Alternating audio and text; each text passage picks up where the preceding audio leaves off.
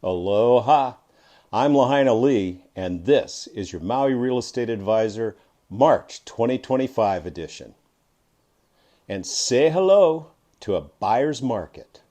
In this month's newsletter, we're going to dig into some of the details about what's hot, what's not, and what's just plain confusing in Maui's real estate market. We'll also do a quick update on Lahaina's recovery. There's progress, but it's still not where we want to be. And we have a little good news about Maui's travel industry. All right, let's get into it.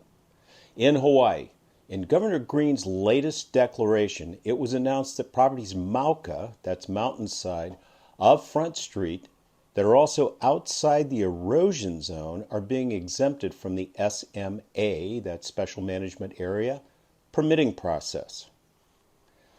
And just in case you're wondering, most of Front Street, north of Dickinson, including Fleetwood's, the old Longies, the Tommy Bahama Marlin Grill, and many of the art galleries are all in the erosion zone. Was that really the intent?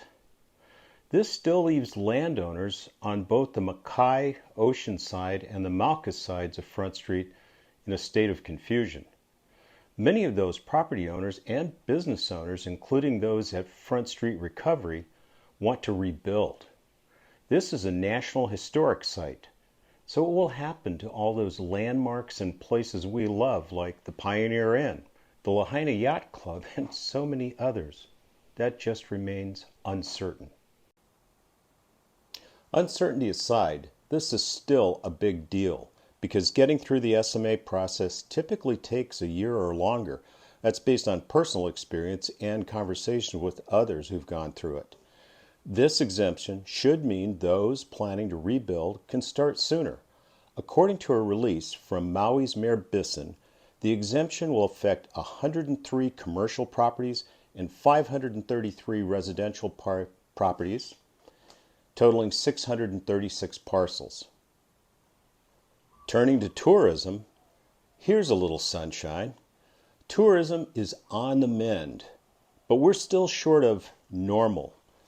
Tourism isn't fully back, but it's improving. Major short-term vacation rental management companies, including Aston Kaanapali Shores, Maui Paradise Properties, and My Perfect Stays, are all reporting February occupancy levels in the mid to high 80% range. It's a huge improvement. Why? Lower rates, increased marketing, and record cold temperatures on the mainland probably has something to do with our visitors arriving. The number of visitors arriving in Maui in January was up 15.8% over January of 2024. However, it's still down 13% from our last normal year, 2019. In real estate, it ain't nothing but slow. How slow is it? Well, let's do the numbers. Condos. It seems like supply and demand is always the story in Maui's real estate market. For condos, we've been in a buyer's market for some months now. Every month, we slide deeper and deeper into this buyer's market. In the last month, 50 condos were sold. Since October, we've reached 60 sales in only 1 month, back in October. In November, there were only 49 sales. We typically think of January through April as our high season. In January 2024, there were 92 condos sold. Seeing just 50 sales close in February is a real indicator of just how slowly this market is moving. Even a blind man on a desert island can see that this much supply and this little demand, prices will plummet, right? Wrong again. After watching median selling prices drop from $990,000 in September all the way down to $675,000 in January, prices shot up again to $945,000 in February. You can see a similar trend in average selling prices.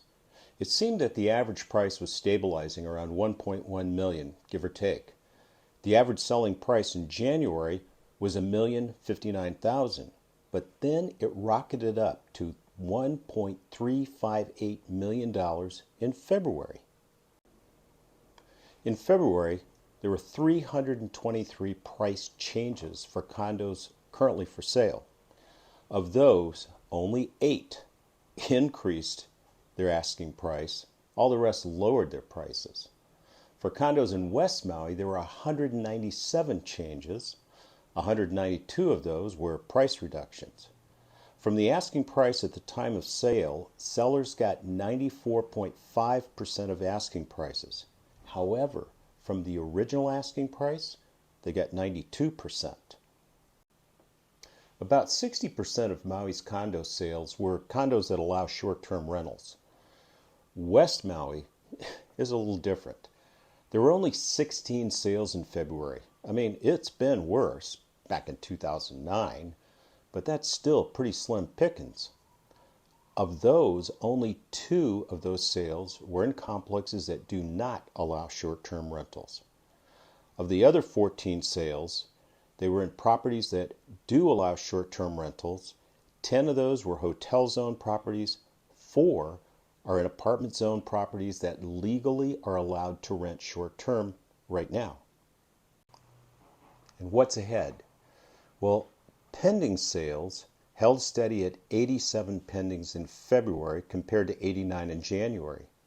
However, if we look at February of last year, there were 179 pendings. Over the year, the number of pending sales has dropped. All right, that's it for condos. What about single-family homes? Well, single-family home market has somewhat mirrored the condominiums. Sales dropped below 50 houses for the first time since November of 2023. Inventory peaked above 400 homes for sale for the first time since May of 2020. On the bright side, pending home sales rose above 100 again in February. In other good news for sellers, the average selling price rose to almost $1.9 million again. The median selling price also rose to nearly $1.4 million. The district with the most home sales in February was a bit of a surprise. Upcountry had 13 sales, edging out Central Maui, which had 12 sales. The lowest median selling price, though, was still in Central Maui, but there were also some good buys up in Makawao. Surprisingly, the fewest home sales were in South Maui. They had 5 sales. The median selling price was $1.33 million. West Maui had 6 sales. The median selling price, $3.4 million. All right, so where are we? Big picture takeaway, real estate pundits say we're in for more of the same. Slow sales, high-ish interest rates hovering in the high 6s to maybe the low 7s, and a lot of uncertainty. My prediction, condo prices will keep softening, while single-family homes will remain frustratingly out of reach for most full-time Maui residents. So, what's the solution? We need to invest in infrastructure, and we need to let home builders build homes. We need to encourage that kind of development, not punish it. And we got to bring back visitors, aka tourists. That's my take on Maui, Lahaina, and the real estate market. If you have any questions, comments, and as always, certainly if you have any answers, drop them in the comments section below. If you like this, hit the subscribe button to make sure you don't miss any of our updates, and share it with a friend. From the greatest island in the world, this is Lahaina Lee saying, Aloha!